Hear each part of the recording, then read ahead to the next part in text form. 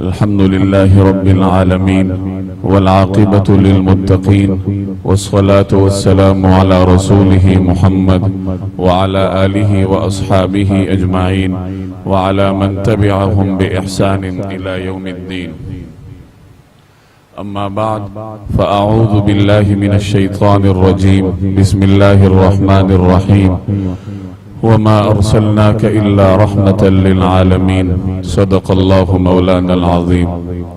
بزرگان محترم اور میرے عزیز دوستوں اور بھائیوں، انسان جس طرح دنیا میں رہنے کے لیے غذا، ہوا اور پانی کا محتاج ہے، اسی طریقے سے وہ دنیا میں رہنے کے لیے اس بات کا بھی محتاج ہے کہ میں کس طریقہ کار کے مطابق زندگی بسر کروں۔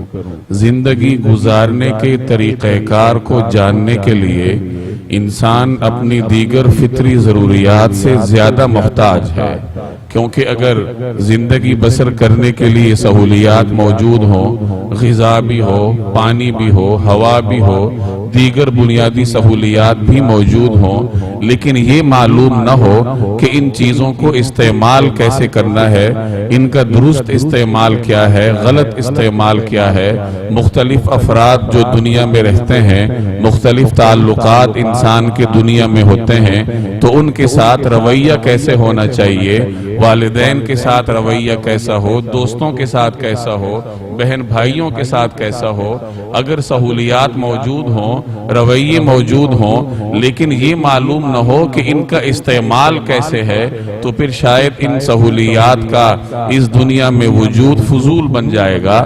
تو معلوم ہوا کہ انسان زندگی گزارنے کے طریقہ کار کو دیگر سہولیات اور ضروریات کے بنسبت زیادہ محتاج ہے کہ میں دنیا میں زندگی کیسے بسر کروں گا۔ اللہ تبارک و تعالی نے جس طریقے سے انسانی زندگی گزارنے کے دیگر سہولیات کا بندوبست انسان کے دنیا میں آنے سے پہلے سے کر رکھا ہے، اسی طریقے سے انسان کی ہدایت کا بندوبست بھی انسان کے دنیا میں آنے سے پہلے سے ہو چکا ہے۔ اس روئے زمین پر سب سے پہلا انسان وہ پیغمبر تھا، اللہ تبارک و تعالی کے براہ راست پڑھائے ہوئے تھے۔ وَعَلَّمَ آدَمَ الْأَسْمَاءَ كُلَّهَا، اللہ تبارک و تعالی نے حضرت آدم علیہ السلام کو تمام چیزوں کے نام سکھائے، انہیں تہذیب سکھائی، دنیا کی چیزیں ان کے سامنے لا کر ان کے برتنے کا طریقہ کار سکھایا کہ یہ کیا ہے، اس کا استعمال کیا ہے۔ یہ اللہ تبارک و تعالی نے آنے والے انسانوں اور نسل انسانیت کی ہدایت کا بندوبست کیا، اور آدم علیہ السلام کے بعد یہ سلسلہ چلتا رہا۔ مختلف انبیاء کرام مختلف اوقات میں، مختلف امتوں میں، روئے زمین کے مختلف خطوں میں تشریف لاتے رہے، اور اللہ تبارک و تعالی کی جانب سے ان کے جو ذمہ داری سپرد کی گئی تھی اس کو احسن طریقے سے انجام دیتے رہے۔ 1,24,000 انبیاء کرام اللہ تبارک و تعالی نے مختلف خطوں میں بھیجے ہیں۔ اب ہمارے ہاں جدید حلقے یہ سوال اٹھاتے ہیں کہ تمام انبیاء صرف شام اور عرب کے علاقوں میں آئے تھے، تو یہ دیگر دنیا کی رہنمائی کے لیے اللہ تعالیٰ نے نبی کیوں نہیں بھیجا؟ اس قسم کے سوالات صرف اور صرف غلط فہمی اور لا علمی پر مشتمل ہوتے ہیں۔ قرآن کریم کا واضح اعلان ہے وَإِن مِّنْ أُمَّةٍ إِلَّا خَلَا فِيهَا نَذِيرٌ، کہ ہم نے کوئی امت، کوئی قوم ایسی نہیں بھیجی جس میں کوئی ڈرانے والا نہ بھیجا ہو۔ وَمَا أَهْلَكْنَا مِنْ قَرْيَةٍ إِلَّا لَهَا مُنذِرُونَ، اللہ تبارک و تعالی نے جب بھی کسی قوم کو تباہ کیا ہے، ان پر عذاب بھیجا ہے، تو ان کے اندر کچھ ڈرانے والے پہلے بھیجے ہیں کہ کچھ لوگوں نے انہیں اللہ کی طرف بلایا، اللہ کا تعارف کروایا، اللہ تبارک و تعالی کی دعوت پہنچائی، اور جب انہوں نے ان کو کوئی اچھا رد عمل نہ دیا، انکار کی وجہ سے اللہ جل جلالہ نے پھر اس قوم کو برباد کیا۔ وَمَا أَرْسَلْنَا مِن رَّسُولٍ إِلَّا بِلِسَانِ قَوْمِهِ، اللہ تبارک و تعالی نے جب بھی کسی قوم کی طرف کوئی رسول بھیجا تو وہ ان کی زبان میں بھیجا، کہ جس قوم کی طرف پیغمبر کو بھیجا جا رہا ہے اس قوم کی جو زبان ہے تو پیغمبر بھی اسی زبان کے حامل ہیں، تاکہ قوم کو انہی کی زبان میں سمجھائیں اور اچھے طریقے سے ان کو بات سمجھ میں آئے۔ تو یہ قرآن کریم کا اعلان ہے کہ ہم نے دنیا کے ہر خطے میں پیغمبر بھیجے۔ اب یہ الگ بات ہے کہ ان انبیاء کرام کی تاریخ معلوم نہیں ہے، قرآن کریم اور احادیث میں چند انبیاء کا تذکرہ آپ کو ملے گا، تو یہ تو عام فہم بات ہے کہ قرآن یا حدیث کا موضوع تاریخ نہیں ہے۔ قرآن کریم یا احادیث کی ذمہ داری یہ نہیں ہے کہ وہ آپ کو گزشتہ تمام انبیاء کرام کی تاریخ بتلائیں کہ ہم نے کس نبی کو کہاں کہاں بھیجا۔ ایک اجمالی قانون بتا دیا قرآن کریم نے کہ ہم نے ہر امت کی طرف، دنیا کی ہر قوم کی طرف ان کی زبان میں پیغمبر بھیج رکھا ہے۔ اب باقی تفصیلات قرآن کریم نہیں بتایا کرتا، چنانچہ مختلف مورخین نے اپنے اپنے طور پر تحقیق کر کے دنیا کے مختلف خطوں میں مختلف پیغمبروں کی نشاندہی کی ہے۔ ایران میں، یہاں تک کہ ہندوستان میں بھی ہمارے بعض محققین نے کچھ حضرات کے بارے میں نبی ہونے کا دعویٰ کیا۔ بہرحال یہ علمی طور پر ایک موقف ہے، اس کی حقانیت اور اس کے انکار کے بارے میں کچھ کہنا مشکل ہے، لیکن یہ سوال اپنی جگہ پر غلط فہمی کا پلندہ ہے کہ اللہ تعالیٰ نے جتنے انبیاء کرام بھیجے وہ صرف اور صرف شام اور عرب کے علاقوں میں بھیجے۔ یہ انبیاء کرام کا سلسلہ تھا جو اللہ تبارک و تعالی نے حضرت آدم علیہ السلام سے چلایا۔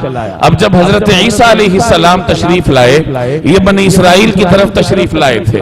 عربوں میں حضرت ابراہیم علیہ السلام کے بعد حضرت اسماعیل تشریف لائے تھے، ان کے بعد کوئی پیغمبر نہیں تھے۔ اب جیسے جیسے دنیا آگے بڑھتی گئی اور پیغمبر کو تشریف لائے ہوئے یا پیغمبر کو دنیا سے رخصت ہوئے، عرصہ گزرتا گیا تو دنیا تباہی کی طرف جاتی گئی۔ چنانچہ آپ حضرت عیسیٰ علیہ السلام اور رسول اللہ صلی اللہ علیہ وسلم کے درمیان کے عرصے میں اگر دنیا کی تاریخ کو دیکھیں تو آپ کو پوری دنیا میں چاروں طرف گمراہی اور ضلالت نظر آئے گی، چاروں طرف ہوس پرستی نظر آئے گی۔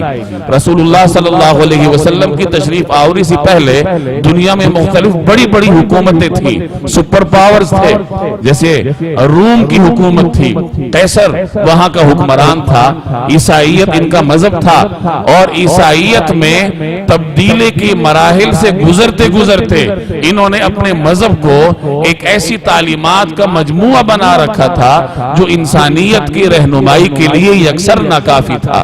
دوسری سلطنت ایران کی تھی، یہ بھی سپر پاور تھی، لیکن ان کی اخلاقی صورتحال یہ تھی کہ ان کے ہاں کسی بھی رشتے کے ساتھ ازدواجی تعلقات قائم کیے جا سکتے تھے، چاہے وہ قریبی محرمات کا رشتہ ہی کیوں نہ ہو۔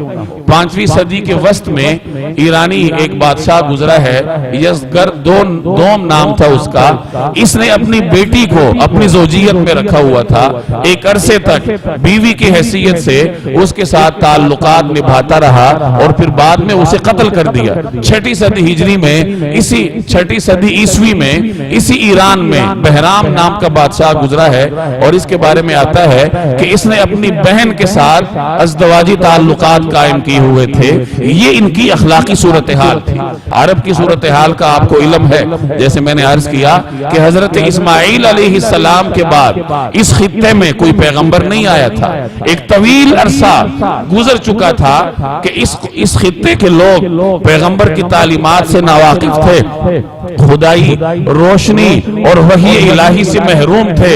نتیجہ پھر واضح تھا کہ ہر گزرتا دن ان کا گزشتہ دن کے مقابلے میں زیادہ تاریک تھا، سیاسی اعتبار سے بھی، معاشرتی اعتبار سے بھی، اخلاقی اعتبار سے بھی۔ سیاسی صورتحال عرب کی یہ تھی کہ حجاز کا علاقہ یہ وہ علاقہ تھا جس پر کسی بادشاہ کو تسلط حاصل نہ ہو سکا۔ اللہ تبارک و تعالی نے رسول اللہ صلی اللہ علیہ وسلم کو اگر عرب میں بھیجا ہے تو عرب کی جغرافیائی صورتحال ہی اتنی اہم تھی کہ یہ پوری دنیا کا وسط تھا۔ آج بھی اگر آپ دنیا کا نقشہ دیکھیں تو آپ کو 3 براعظموں کے درمیان میں عرب نظر آئے گا، افریقہ، ایشیا اور یورپ کے بالکل وسط میں اللہ تبارک و تعالی نے عرب کا یہ خطہ پیدا کر رکھا ہے۔ پوری دنیا کا بالکل وسط ہے. مکہ مکرمہ کو ناف الارض کہا جاتا ہے. پوری روئے زمین کے بالکل درمیان اور وسط میں اللہ تبارک و تعالی نے بیت اللہ کو تعمیر کروایا, حجاز کی آبادی کروائی. تو یہ خطہ پوری دنیا کے درمیان میں واقع ہے, اور اس کے موسم بھی ایسے ہیں اس خطے کے کہ پوری دنیا کے موسموں کی نمائندگی آپ کو نظر آئے گی. حجاز میں 3 مشہور شہر تھے اس زمانے میں, مکہ, یثرب اور طائف, اور ان تینوں شہروں میں آپ کو 3 بر اعظموں کی موسموں کی نمائندگی ملے گی. مکہ مکرمہ کا موسم وہ افریقہ کے موسم کے مشابہ ہے, اور مدینہ طیبہ کا موسم جو اس زمانے میں یثرب کہلاتا تھا یہ دنیا کے معتدل علاقوں کے موسم کی نمائندگی کرتا تھا, جبکہ اس کے مقابلے میں طائف میں ٹھنڈا علاقہ تھا اور یہ جنوبی یورپ کے موسم کی نمائندگی کرتا تھا. تو اللہ تبارک و تعالی نے اس خطے کو ایسی صلاحیتوں سے نوازا تھا کہ اس کی امتیازی صلاحیتوں کی وجہ سے اللہ جل جلالہ نے اپنے آخری پیغمبر کے لیے اس خطے کا انتخاب فرمایا. اور ایک عجیب بات یہ تھی اس کی کہ اس علاقے پر کسی کا تسلط نہ ہو سکا. ویسے تو عرب کے ارد گرد مختلف علاقے مختلف بادشاہوں کے تسلط میں تھے, جیسے یمن پر حبشہ والوں کا تسلط تھا. یمن اگر سے عرب کا علاقہ تھا لیکن ملک حبشہ کی سلطنت کا حصہ شمار کیا جاتا تھا. عمان اور بحرین یہ اگرچہ عرب میں واقع تھے لیکن یہ ایرانیوں کی دسترس میں تھے. البتہ حجاز کا علاقہ یہ آغاز ہی سے ایک ایسا منفرد علاقہ تھا کہ اس علاقے کے لوگوں نے محکومی کبھی دیکھی نہیں تھی. دنیا کے کسی بادشاہ کو کسی سلطنت کی یہ ہمت نہ ہو سکی کہ وہ حجاز کے لوگوں پر دسترس حاصل کر سکے یا ان کو مغلوب کر سکے. یہ الگ بات ہے کہ ہر سلطنت کو یہ دلچسپی تھی کہ اس علاقے کو اپنے زیر دست کیا جائے, کیونکہ یہ علاقہ جنگجوؤں کا علاقہ تھا. اس زمانے میں ہر سلطنت کو اپنے لشکر میں اضافے کے لیے جنگجو افراد درکار ہوتے تھے, اور اس خطے پر ہر ایک کی نظر تھی. لیکن یہاں کے باسیوں کی غیرت حمیت اس قدر تھی کہ کسی حکمران کو یہ جرت نہ ہو سکی کہ وہ ان کو اپنے زیر نگیں لا سکے. حضور صلی اللہ علیہ وسلم کے بعثت سے پہلے آخری مرتبہ اس علاقے پر ابرہہ نے حملہ کیا تھا اس کو اپنا زیر نگین بنانے کے لیے, لیکن چونکہ اس نے خانہ کعبہ کی ساتھ ٹکر مول لی تھی تو اللہ تبارک و تعالی نے براہ راست اپنی غیبی طاقت کے ذریعے اس کو نیست و نابود کیا. یہ اس علاقے کی سیاسی اور جغرافیائی صورتحال تھی. اخلاقی صورتحال عرب کی کس قدر تاریک تھی آپ اس سے واقف ہوں گے کہ بیع و شراء ان کی یا معاملات ان کے سود پر مشتمل تھے کہ چند افراد سرمایہ دار کہلاتے تھے اور وہ سود پر قرضے دے دے کر باقی لوگوں کا خون چوستے تھے.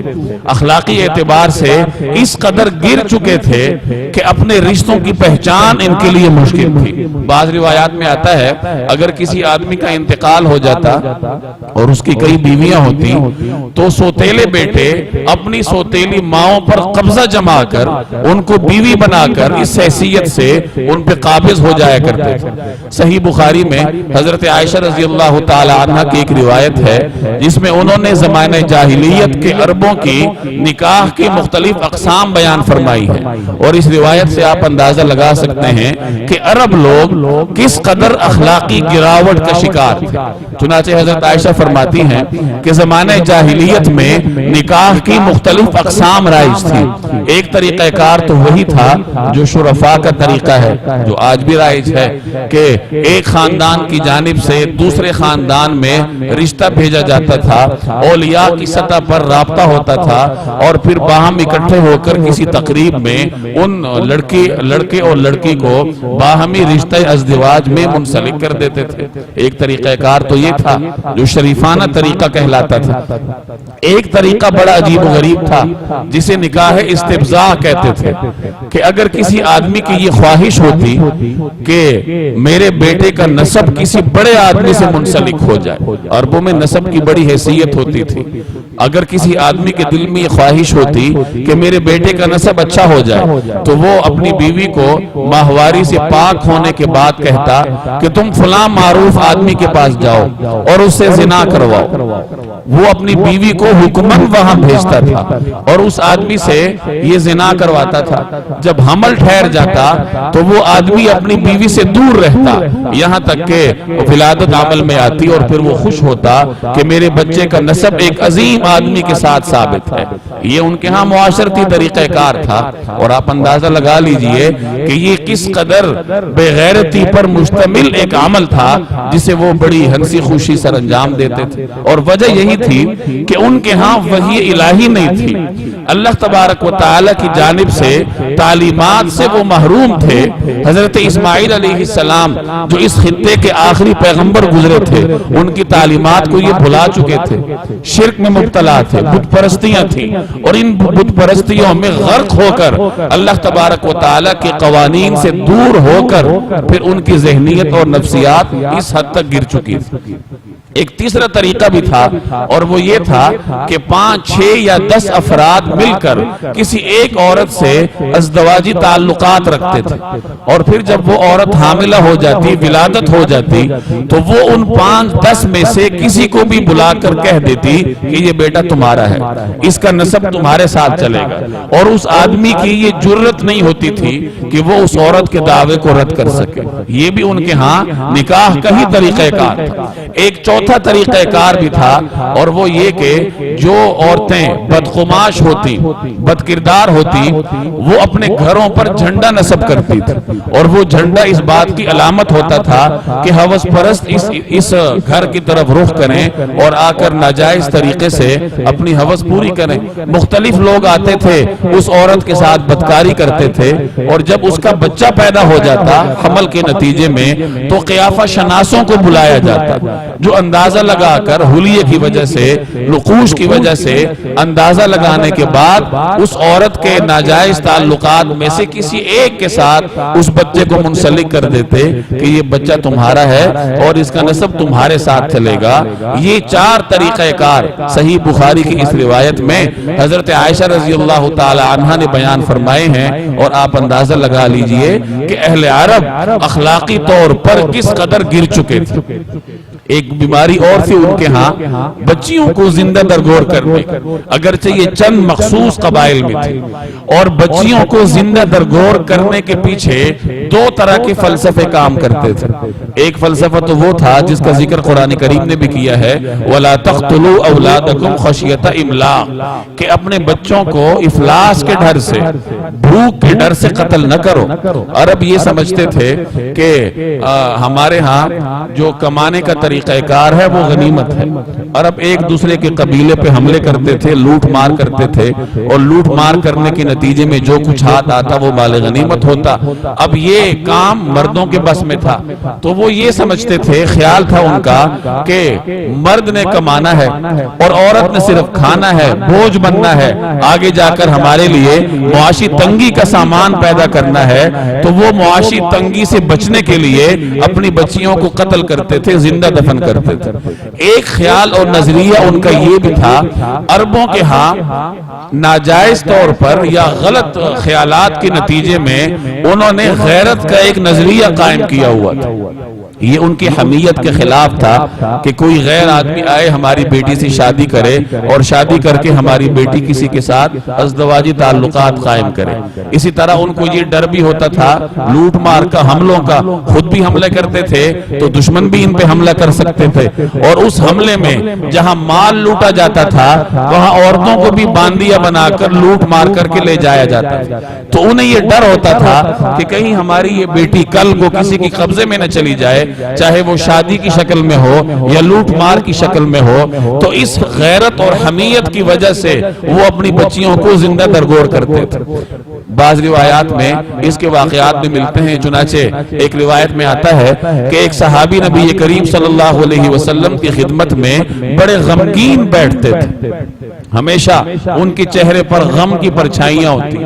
ایک مرتبہ رسول اللہ صلی اللہ علیہ وسلم نے ان سے دریافت فرمایا, ما لک ان تکون محزونا, کہ کیا بات ہے کہ تم ہمیشہ غمگین دکھائی دیتے ہو. تو وہ صحابی عرض کرنے لگے کہ یا رسول اللہ انی اذنبت ذنبا فی الجاہلیہ, کہ میں نے جاہلیت میں ایک ایسے گناہ کا ارتکاب کیا تھا وَأَخَافُ اور مجھے یہ خوف ہے اللہ یغفرہ اللہ لی وَإِنْ أَسْلَمْتُ کہ اللہ تبارک و تعالی اس گناہ کو معاف نہیں فرمائیں گے چاہے میں مسلمان ہی کیوں نہ ہو چکا ہوں۔ حضور صلی اللہ علیہ وسلم نے اس سے دریافت فرمایا کہ تم نے کون سا گناہ کیا تھا، بیان تو کرو۔